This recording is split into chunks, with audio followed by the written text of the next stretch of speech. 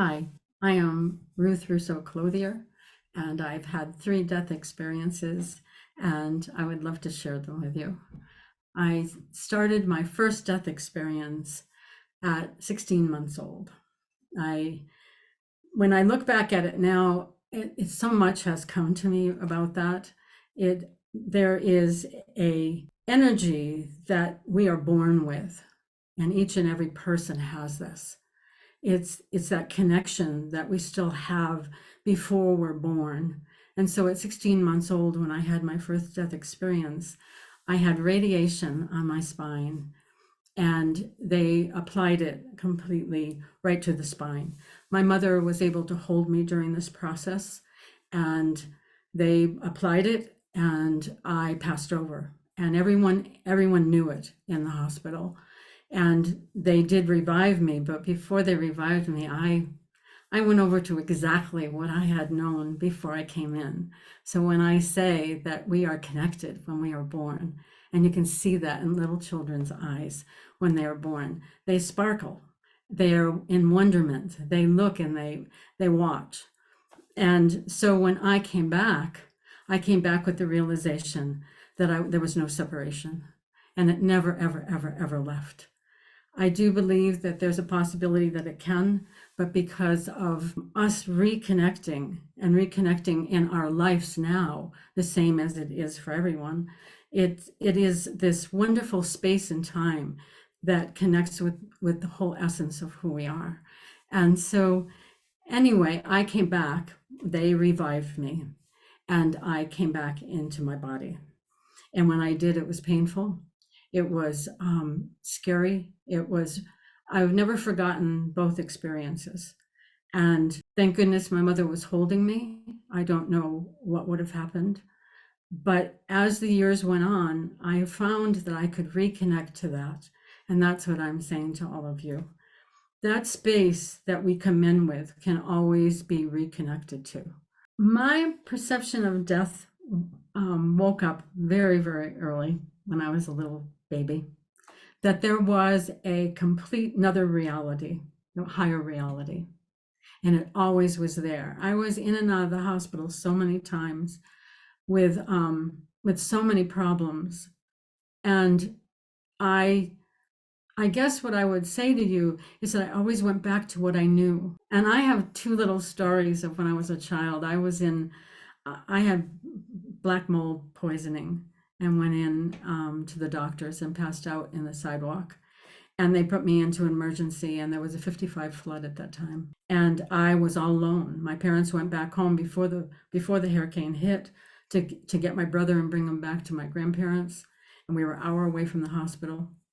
And I went into a place where there was a void, and there was a light shining right on my heart. And I could see that I was out of my body visiting the whole hospital at that time.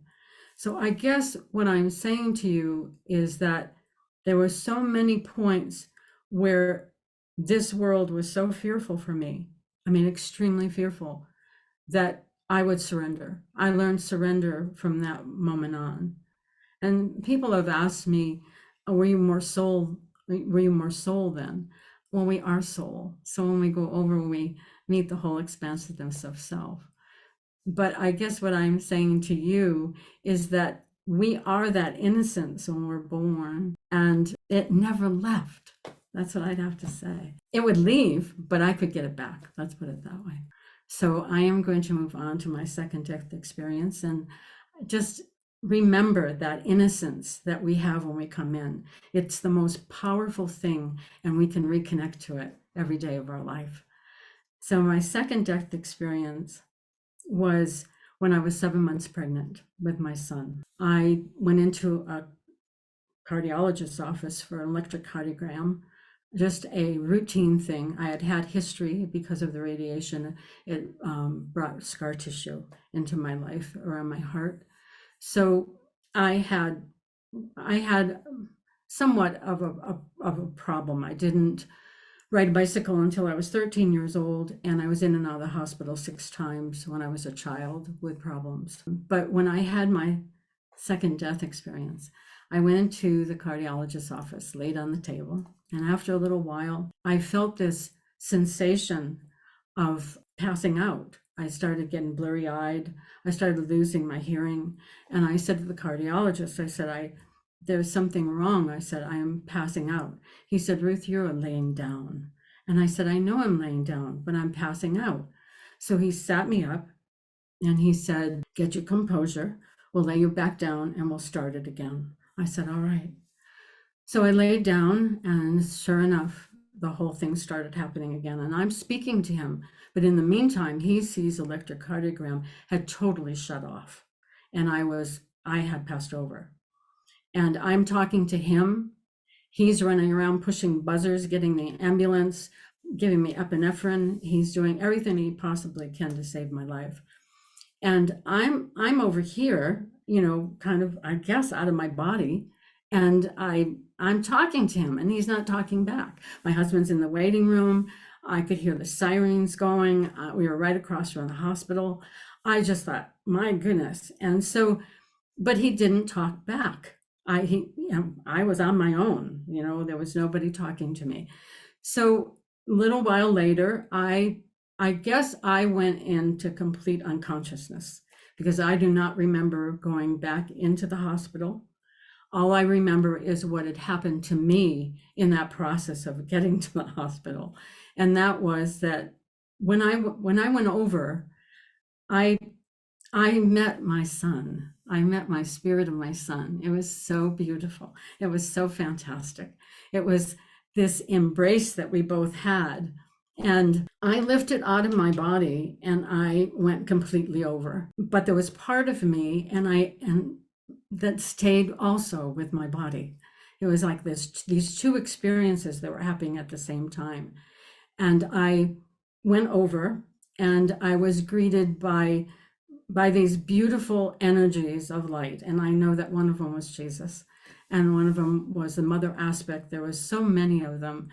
And when I traveled over there, it was more or less an instant thing from there to here because of maybe me embracing my stomach. And I went over to this beautiful, beautiful place that I remembered when I had my first death experience. And I was greeted and meted there. And it was, they told me that I had two choices. And I could go back and feed the fear, or I could go back and I could say the word love. Because what I greeted when I went over, from the instant that death experience happened, was absolute divine love, absolute beauty of just breathtakingly beauty of love. And it, when I was over there, they said, you can follow that love that you feel right now, or you can follow the pattern of fear, because you will have an experience that will reignite that fear and it will be hard. So they showed me that I could go back to that fear, and in my future, there would be multiple heart specialists, all kinds of things going on that would bring me into a denser reality of life, of heart problems, one doctor after another trying to figure out what happened and why, and that it could happen again. And so they also showed me what the one word of love would mean. And that if I held that one word of love and repeated it constantly to reinforce that memory of what I experienced on the other side, that I could move in a fluent movement and everything would work out. So before I knew it, I was back. The hospital, like I said, was right across the street.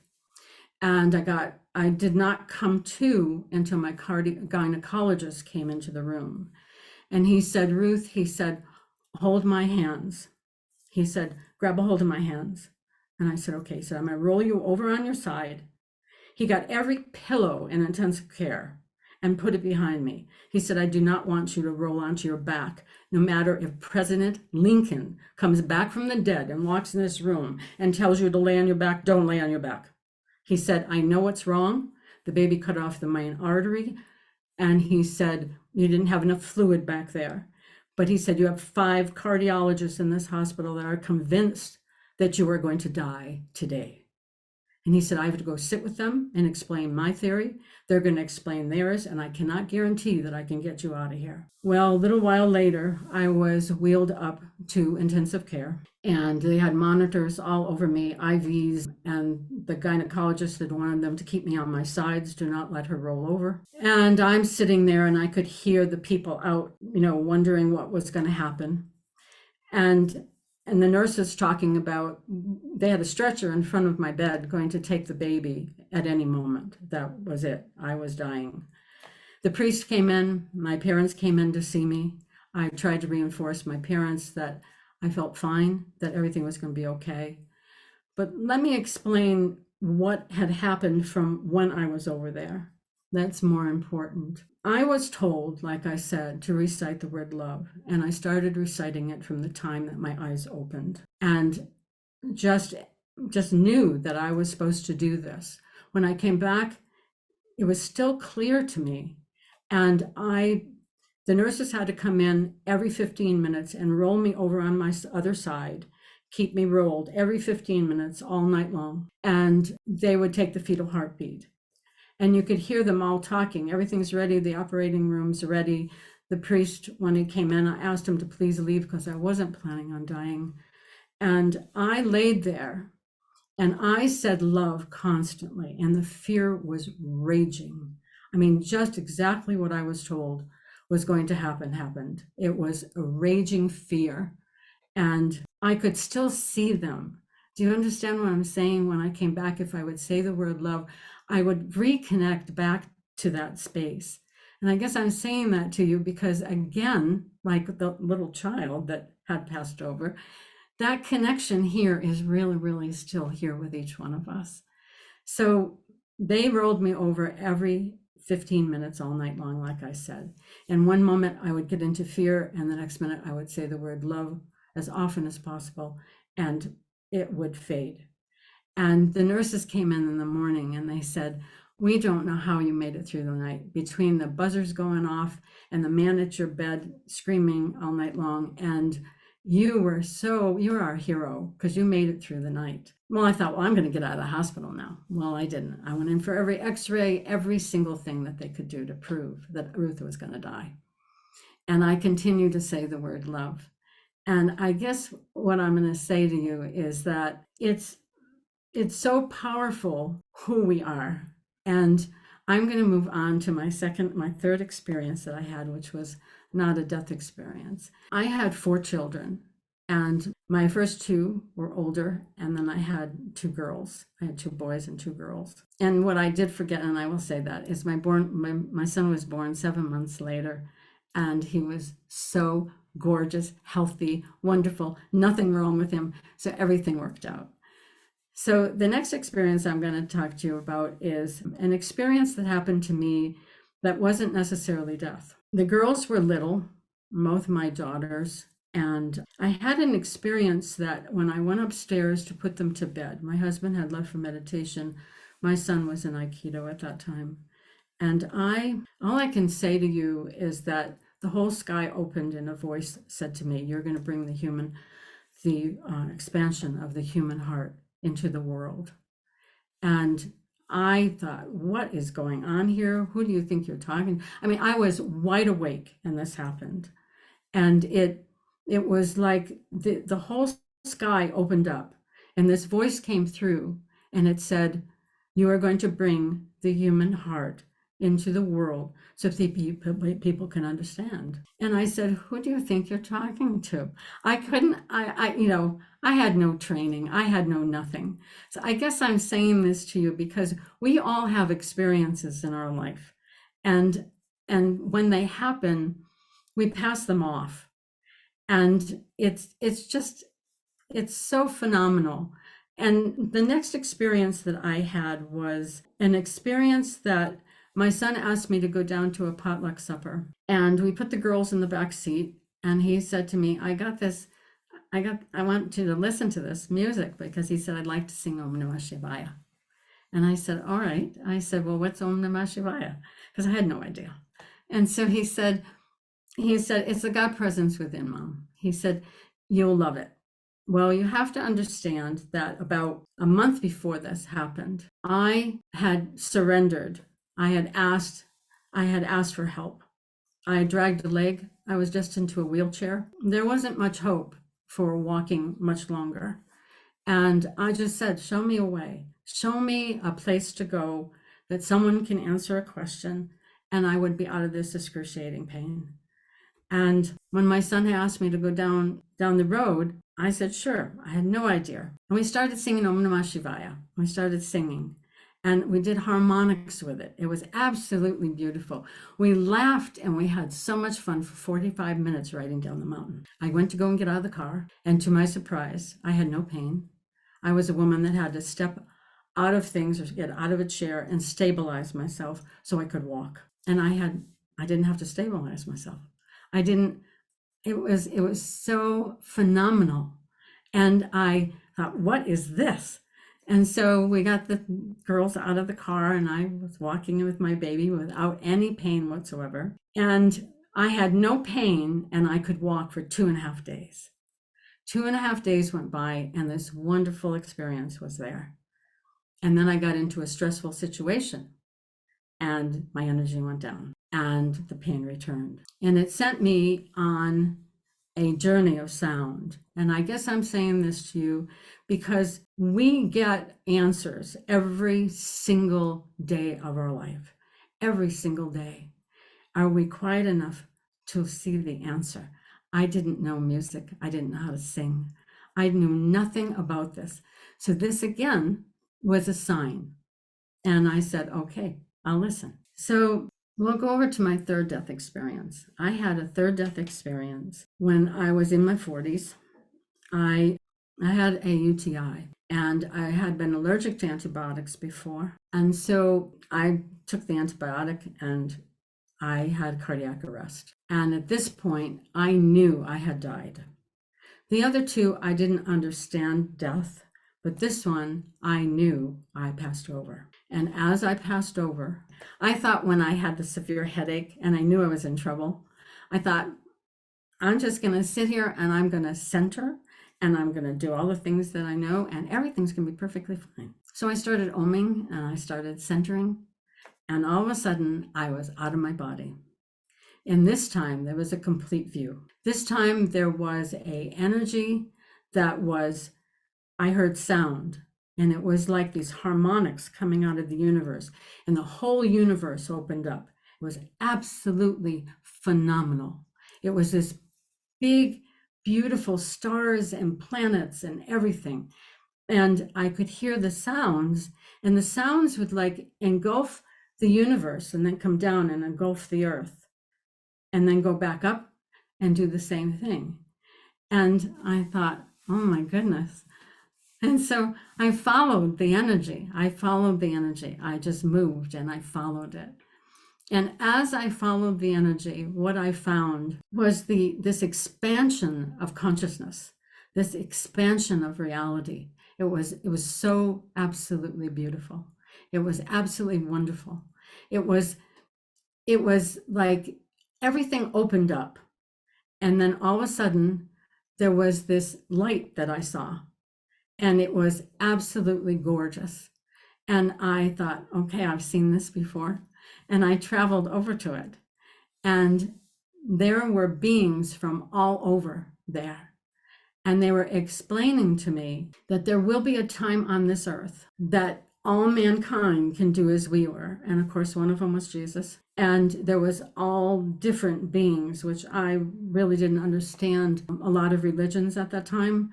And I saw the mother aspect in so many ways, and angels, and there was just everything there. It was so absolutely gorgeous.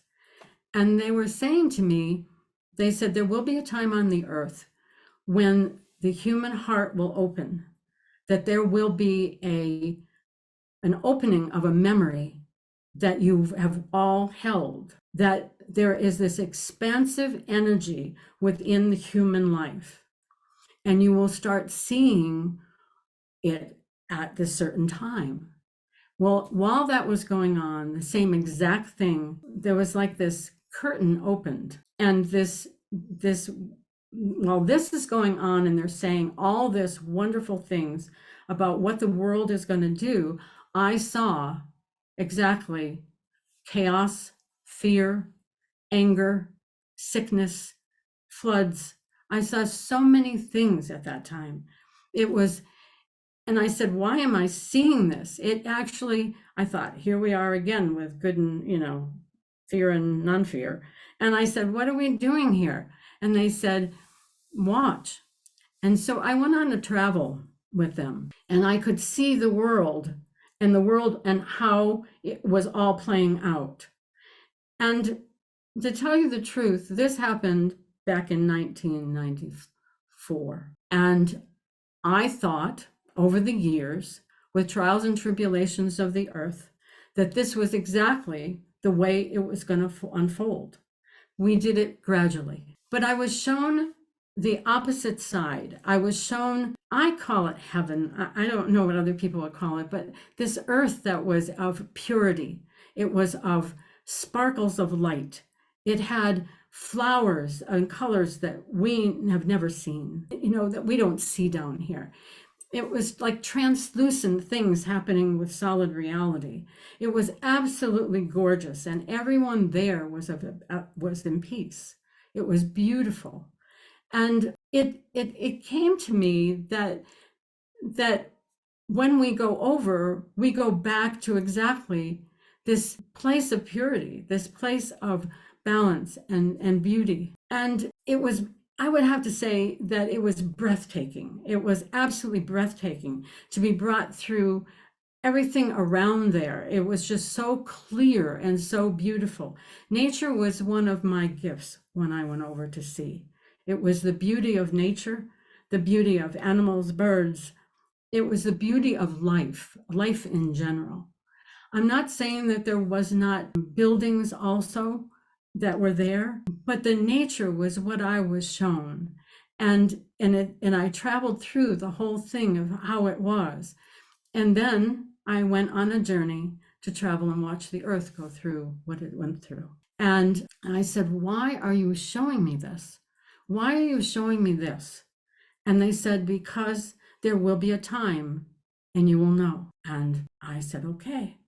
So I went on the journey and saw all this stuff, and I wanted to put it on a shelf. It frightened me. It was not something that I could really wanted to retain. I didn't want to retain it. Let's put it that way when I came back. And when I came back, I kind of put it on a shelf.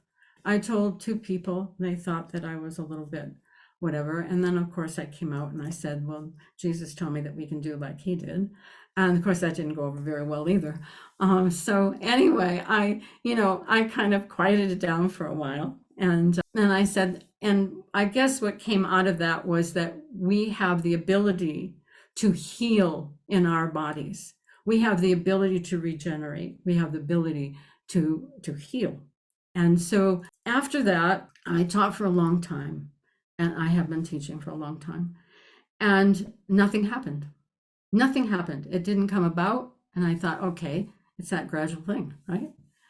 And so 2020, and December 30th, I was meditating, and I relived every single thing that I ever saw over there in both views.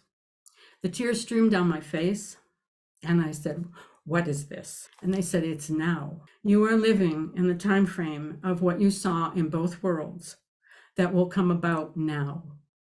And it's time that everyone realizes the power of whom they are. And I sat there and I thought, okay, are you going to show me a little bit else? And I went on a journey of exactly what's happening now and exactly what's going to happen in our future. And what I'm telling you is that we are at, right now, the other side of what they showed.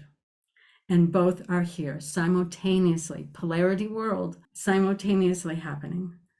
So I guess what I would like to say to you is that we all have the memory inside of us of exactly what I am talking about. Exactly all that memory is inside of us, is what I've been told. And that each one of us can reopen to that wonderful positivity that is here on the earth right now and assist her in the movement forward. We have the beauty in us to reawaken. And that's what I was shown in 1995. And I had no idea what it meant. And a lot of us, when we go over, we experience so many things, and they come in a little bit later also. And this one was big for me. This one was the understanding of what the world is doing now and what our opportunity is to absolutely understand bliss and understand that we are already completely inner knowing of what's happening inside of us right now. We have that ability, and we have that ability of beauty, love, and harmony. And I would say that the most powerful word in this world for each one of us right now is the word love, and how beautiful it is. And I still say it all the time. I learned that during my second death experience. That's one thing, it is saying the word love. The other would be becoming aware of when you're in crisis, because even right now, things are happening in my life, all right, that are both polarities. But when they do, I surrender it. I walk into my heart.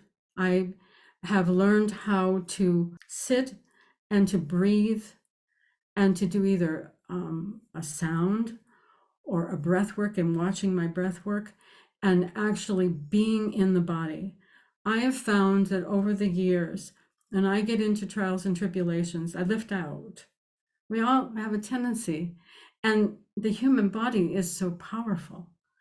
We have every single thing available to us to be able to reopen, but being in the body helps. It's, and you have to understand, a person that really kind of wanted to go out all the time and go back to what I had, I learned that essence is really inside of us, and we don't have to die to find it. We are going through a time on this earth almost exactly like the death experiences that many, many people have. In our world right now, we are walking through a space and time that is bringing our polarities more into alignment. And it is absolutely gorgeous. It's absolutely gorgeous. It's us seeing what maybe some of us in death experiences have seen on the other side, in the beauty of nature, in the beauty of an eye contact with someone, to realize that we're all connecting through our soul, through our own human heart. That within our life right now, when I said the story about how the energy told me that I would bring the human heart, I knew nothing about what he was talking about. Besides, I would hear in church something about the Sacred Heart of Jesus. That's all I knew. And over the years, what I would say to you is, what I have been shown is, when there is a bump in the road and there is a hard time, then stop and back up. Stop and back up and ask, how much of this is caused from me and what I'm thinking? And if I offer it up and I let go of it, all of a sudden this world opens up in a different way. And there's so many things that have happened in my life that if I pass them off, and I would really like to share with you one of those. My husband and I had gone to a farmer's market, and we were heading back home, and it took us about an hour, and we stopped at a gasoline station about maybe 10 minutes away from our house. And a butterfly was on the cement near the gas pump. And my husband picked it up and he handed it to me. And he said, I think it's hurt. And I said, honey, I think it's more than hurt. And he said, well, I thought maybe you could do a healing. Maybe we could do a healing on it. So the butterfly, and this is like us, all right? This is a story that is like what happens in us when we're having hard times, all right? I was kind of having a hard time in my life. And this butterfly came, and we could have just put it to rest on the side of the road. We could have done anything with that. And that's what I'm saying to you. We could do anything with anything like that. And instead, I held this butterfly, and it wrapped its legs around, and I realized that its wings had broken in the back. its wings were broke exactly where I had my radiation, which was right at my shoulder blades. And I looked at this butterfly. I'm going to bring it home, put it in a box. And so we brought it home. We got a box. I put it in the garden. And I said, enjoy the flowers, and I'll be back. And so I came back into the garden, and the butterfly had wrapped its legs around the flower and was holding it and embracing it. And it flapped its wings and it died. And the tears streamed down my face. I'm standing there looking at this butterfly dying. My husband came over and he said, Ruth, I take it that he passed over. And I said, yes. And all of a sudden, and this can happen on the earth, I guess that's what I'm saying to you. I'm saying to you that to believe in things and believe in yourself and your judgments, or ask, because I looked out and this white light came out the ground and stood. Now, people would think that it was an angel that came to me. They might think that the butterfly talked to me. Does it really matter? All I heard was, thank you for helping me in my last moments of my life. Thank you for caring. And I was shocked. And so I guess what I'm saying to you is so many moments in our life, we pass over things, but they're all signs. And because I don't plan on dying, I guess your question was really, am I a fear of death? Absolutely not. Absolutely not. I do not fear death whatsoever. Some days I wish that I was going because it's so beautiful and I'm still here. But what I'm told is that the earth is rising and it's going to meet us. And we're all going to be here in a higher consciousness. And it's absolutely gorgeous. That's what I would have to say, is that I am not a fear of death. No one should be. I wasn't when I was a child. And so I'm saying to you that the earth is coming in and melding with us right now. And some people call it earth on, heaven on earth. Some people call it the new earth. Some people call it a blessing. I don't have a word for it. I know that it's happening. And it is a blessed time right now to be alive. This is the best time that we could ever be alive on this earth. And that's what I learned from my death experiences and my physical experiences. So find the love in your body, find the peace, find in some way, go out in nature, touch the trees, meet some other people that believe and how you believe, and just wake up. And that's what we're doing. We're waking up right now to this wonderful energy that's being offered. No, I have no fear of death. Absolutely no fear of death. And none of us should, because there is life after death. There is, we all know that inside. I mean, that's like them telling me when I was pregnant for my son and had the cardiac arrest, you're going to die. There's something inside of us that knows that there's something beyond. And you don't have to really have death experiences to experience the expansive energy that we all hold. And that's what I was shown, is that we hold that energy within. And as a child, like, I didn't ride a bicycle until I was 13 years old. I did not fit in with society. And so I couldn't run. I was told not to run. So everybody else would run in the playground. I'd have to walk.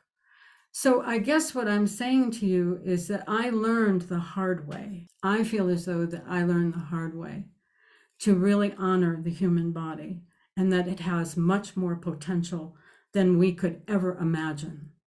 Because what we are over there, we are here. And we have that expansion. What keeps us away from that is that our perception of life. And the more that people could say the word love, the more that you can do breath work and find your center and see things. You will see two roads existing simultaneously. You begin to be able to see your choices. And that should be the goal. When I learned to surrender to sound, it was absolutely, I didn't mention that in the beginning because I wanted to show you that things happen in our life that show us things. Are we awake enough to listen? And that's what I would have to say. We have everything in our life right now, and it's just us paying attention. And I do have to say, during that one, that was also both polarities being shown. So we're living in this world right now, and it's beautiful. So that is my story. And yes, I did see white light, and yes, I did see beings, and yes, I did see absolutely beauty up there. And like I said, the earth is much more expansive than we realize, and in a higher vibration, it is there waiting for us. So thank you so much.